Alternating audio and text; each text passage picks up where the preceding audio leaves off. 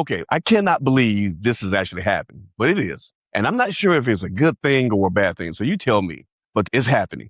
President Trump says his new order will give American parents more control over childhood vaccines. Critics say it could leave kids less protected and require families to make more trips to the doctor and not fewer. The order creates a new federal framework. It reduces the diseases placed in universal recommendations category, calls for separating measles, mumps, and Rubella vaccines into 3 products once those products become available, and encourages states to reconsider certain school requirements. I do like the breakup of those 3 vaccines. To me, it seems to be too much for a young body to fight off so much all at one time. It does not immediately ban the current MMR vaccine. It does not create separate measles, mumps, and Rubella vaccines overnight. And it does not automatically erase every state's vaccination laws. Today, we're reading the actual order, explaining what changed and separating parental choice arguments from medical claims that the evidence does not support. This is general public policy education. Parents should make decisions about a child's medical care with a qualified healthcare professional, that's in my opinion, who knows that child's history, right? I'm Let's Go Latimer, and this is Money in Politics Simplified. So let's simplify it, and please remember to like, follow, and share. Trump signed the executive order on August the 10th. It declares that the administration calls gold standard childhood vaccine recommendations and divides child immunization into 3 categories. Here's the first category and what it includes. The first category includes immunizations recommended for all children. The order names measles, mumps, rubella, the depth shot, tetanus, polio, influenza type B, chickenpox, and several others on that list. Now, let's get into the second category. The second category covers certain high-risk groups or populations. I will name some of those most commonly known ones off to you real quick.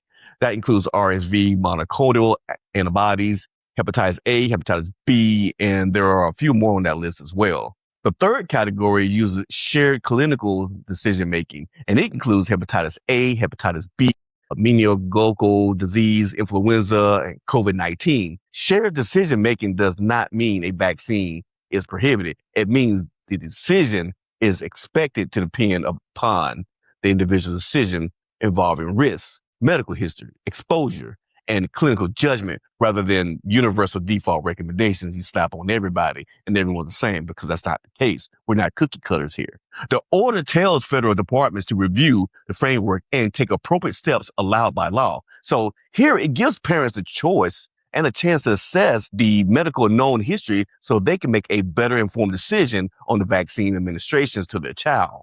To me, that makes sense. The most controversial provision concerns MMR. It's new technology. The combined vaccine against measles, mumps, and rubella. The order says those 3 vaccines should eventually be administered as separate single shots once separate products become domestically available. There is no time frame as of yet. The final condition matters because individual measles, mumps, and rubella vaccines are not currently licensed and marketed in the United States. What makes you wonder why? The combination product has been standard in the United States since 1970s. Drug manufacturers cannot simply pull 3 old bottles off the shelf and administer it.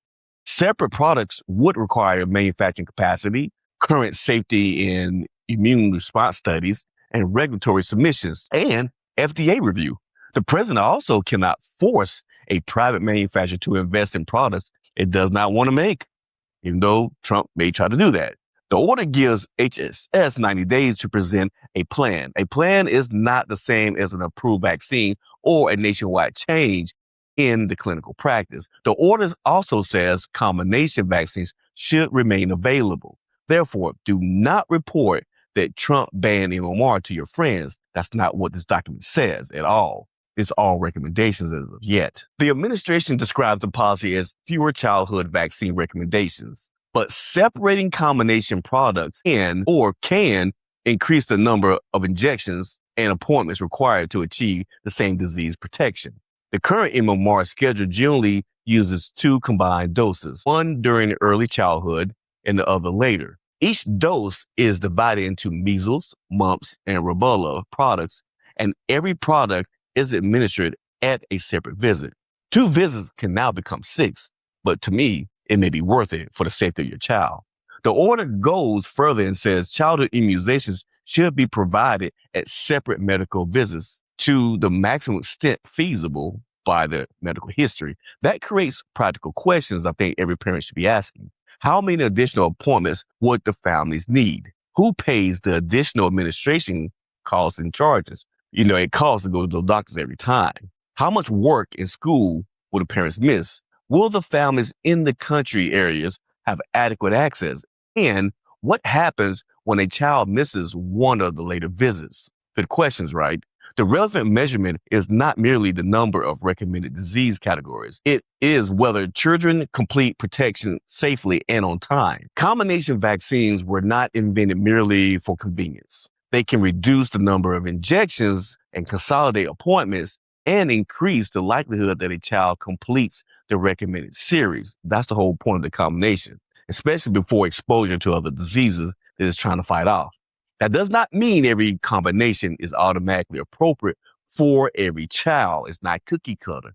Prior reactions, immune conditions, age, and other factors can require individualized decisions, which I think it should. It also does not mean safety monitoring should stop, because it never should ever stop when it comes to your child. The administration is entitled to demand stronger adverse event monitoring, transparent data and comparative studies, and research into timing or ingredients. The order specifically calls for research into alternatives to aluminum boosters and continued evaluation of risk-benefit profiles. Those are research questions that can be studied, but changing a national recommendation should follow the evidence produced by that research, not begin with a conclusion and then search afterward for evidence supporting that conclusion. That's just crazy. Federal vaccine recommendations are ordinarily developed through the Advisory Committee on Immunization Practices, commonly called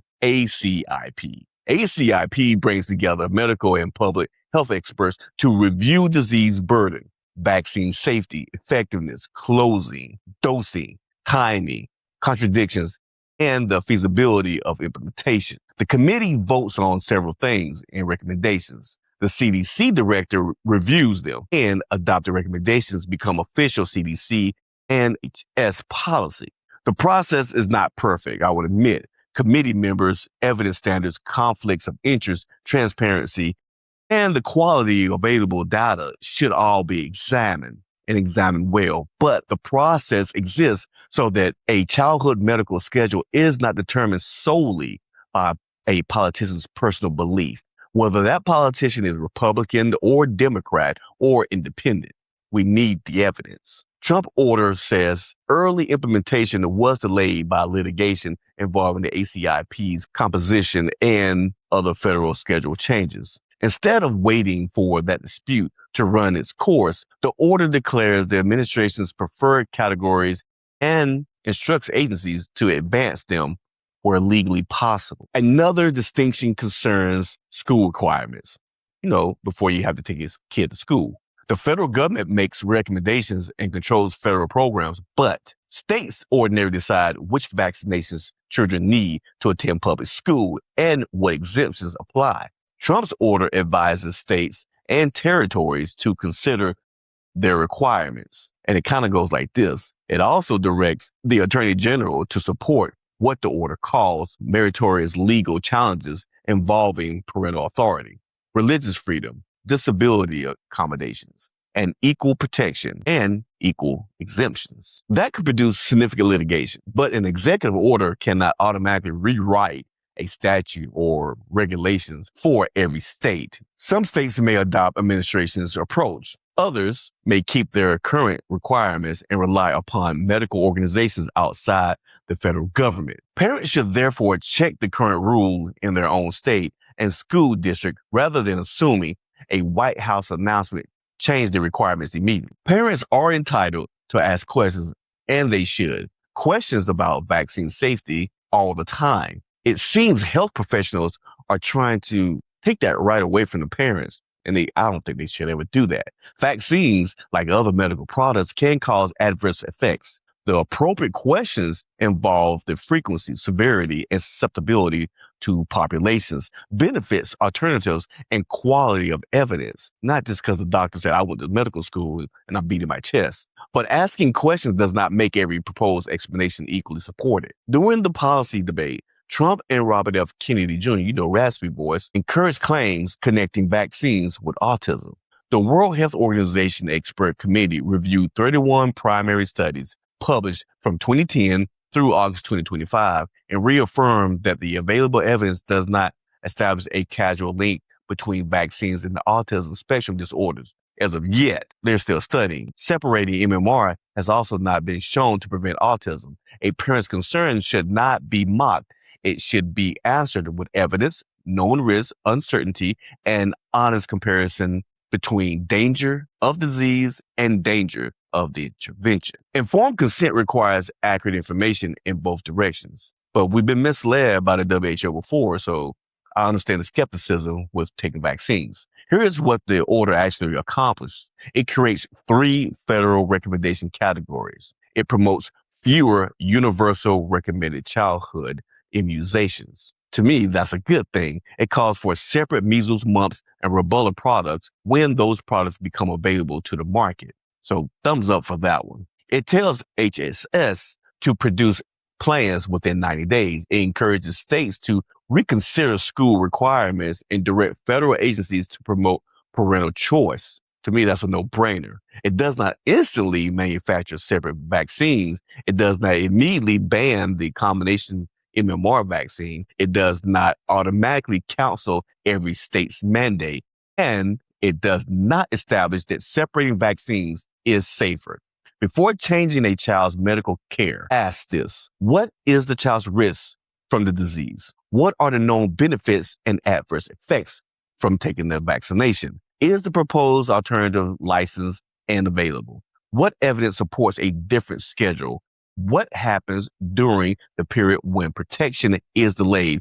And will insurance cover the additional visits? They like throwing on those visit fees of $250. Parental authority matters. Transparent science matters. Safety monitoring matters. And political confidence should never substitute for clinical evidence. So let me ask you a question.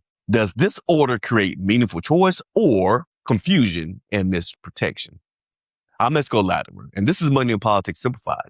Stay informed, stay engaged, because when you understand the health risks your family may face, well, my friends, you understand the politics. Please remember to like, follow, and share. Esco Latimer. Talking money, talking power. Follow the paper and you find a throne. Deals in the back while the cameras roll.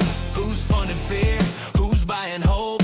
Who's pulling strings every time we vote?